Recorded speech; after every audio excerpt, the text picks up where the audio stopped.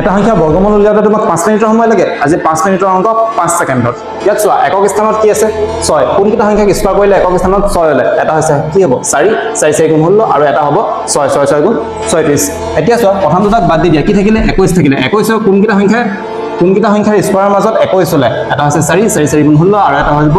5 ইয়াৰে সৰুটো লৈ লওঁ কি হ'ব 4 অৰ্থাৎ আনসাৰটো হ'ব 44 নহয় 46 কনফাৰ্ম কেনেকৈ কৰিবা কোনটো হ'ব এইকেইটা পূৰণ কৰি দিয়া 4 5 গুণ 20 21 টো 20 তকৈ সৰু নে ডাঙৰ তেতিয়াহ'লে আনসাৰটো হ'ব 46